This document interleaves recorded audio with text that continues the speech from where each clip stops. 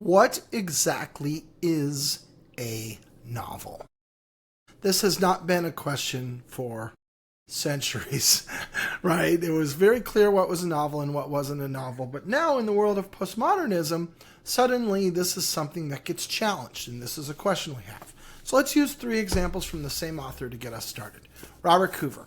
This is Whatever Happened of Gloomy Gus of the Chicago Bears. It is a single narrative, telling a single story with prose in order, all bound together in a single book of normal novel length. This is indisputably a novel. Simple. Going for a Beer, also by Robert Coover. This is a book of short stories, and there's a bunch of different short stories in here. Every one of them stands alone. You can read any one of them and you really like it, and they're thematic related in that he's a single author who has a single set of ideas, and they come out in various ways. But this is disparate, separate short stories bound together in a book. That's easy too. Novel, book of short stories, no problem, right? We got it all worked out. Now what about this little baby? A Night at the Movies. A Night at the Movies is a bunch of independent narratives, what we would call short stories, that stand alone. And you can read any one of them by itself and you would think this is a standalone narrative. However, these narratives are in the shape of a night at the movies. So what do we have? We have previews of coming attractions, the weekly serial, an adventure feature, selected short subjects, a comedy feature, an intermission, a cartoon, a travelogue, a musical interlude, and finally a romance feature. And all of these are laid out in the order they would appear at a night of movies, and instead of a table of contents, we have a program. So what is this? Is this a book of short stories? Is this a novel? It's an interesting question. Let's look at some other things that postmodernists give us. So Cosmic Comics by Italo Calvino.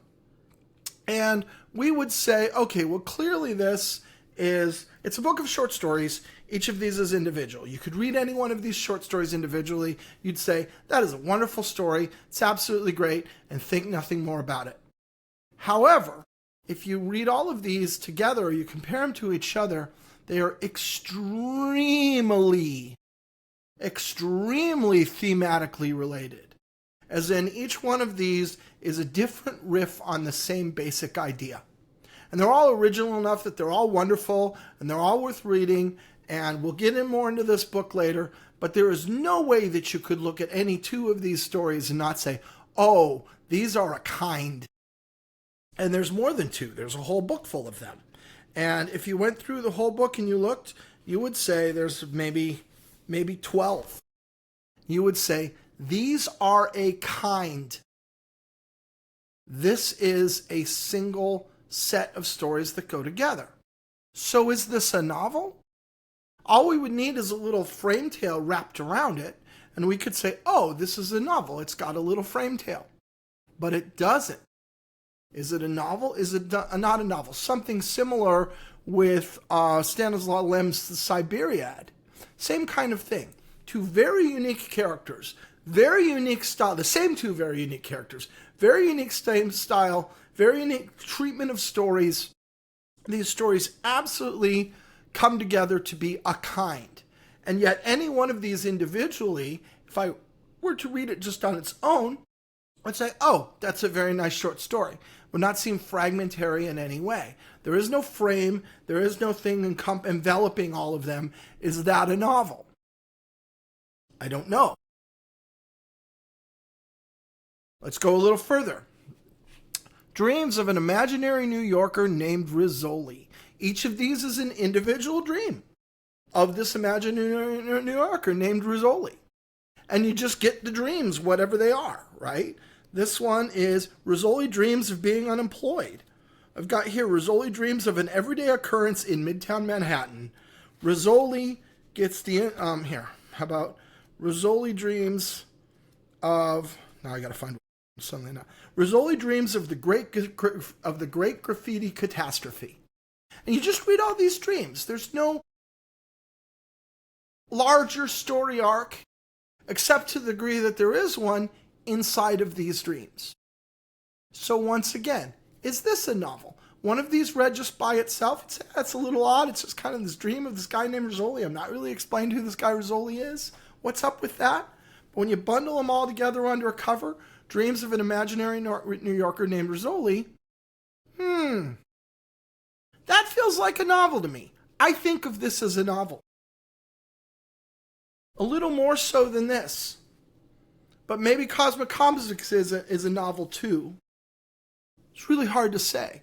Now you put a frame around it and you feel real good about it being a novel. So if you take Hyperion, right, the science fiction novel by Dan Timmons, you look at that and you go, oh, this is a novel. Even though there's a bunch of stories with the enveloping larger stories. And those stories are these standalone individual stories. They're connected to the enveloping larger story in a very organic way. So you say, okay, this is a novel. It's a cleverly constructed novel with the inside stories, but that clearly is a novel. Okay.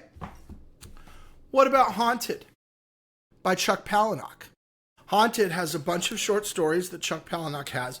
They're standalone short stories, and they absolutely are. And again, you could read any of them individually and say, this is a short story for sure. No question in my mind. But when you put them together, they have this larger. There's an arc, right? And the enveloping story that goes around it itself does have a story and tell a story, with these other stories interwoven in. So once again, is this a novel? I kind of think of it as a book of short stories.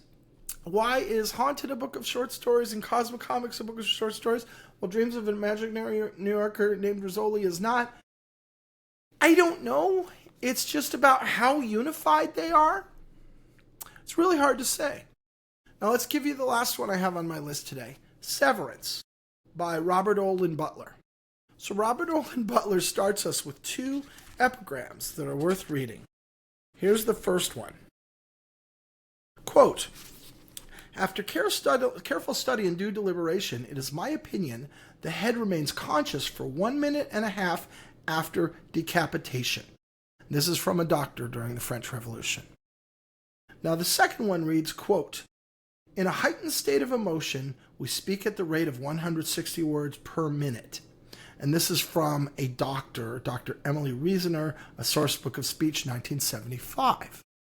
So Robert Olin Butler combines these two things and gives us exactly 240 words, which is in 1.5 minutes worth of highly agitated speech, that are the last things that run through the mind of various people, 66 characters, who have had their heads cut off, including Anne Boleyn, Marie Antoinette, John the Baptist, Medusa, and people like that. And each of these, you get this one-page narrative, which is what's going through the mind of that particular person. That's Louis XVI, as it happens, that I opened to. And so there's 66 of these. If I was reading one of these on its own, as long as I had the context, as long as I had these two epigrams at the beginning, I could say, oh, that's a standalone short story. But combining the 66 of them together in this single book that we call Severance is definitely greater than the sum of its whole. So I think of this as a novel. And maybe that's the difference is it greater than the sum of its parts? Is it greater than the sum of its parts when you collect them, right? And then we have to make that judgment, right? In terms of going for a beer from Robert Coover, it's not, right? It's just an attractive cover that has all of these things under it. And you must remember this, though. These things take us through a progression and they go together, and we really are given a night at the movies. So we might contend that this, or A Night at the Movies, you must remember this, it's got two names. When we look at A Night at the Movies, we might say, this one I'm prepared to categorize as a novel. There's no hard limit, no hard rule, and if there was, some sneaky postmodernist would try to put us right on the edge so we couldn't decide, because that's what those sneaky postmodernists do. But either way, it's lots of fun for all of us, and I'll let you go away and contemplate, is it a novel?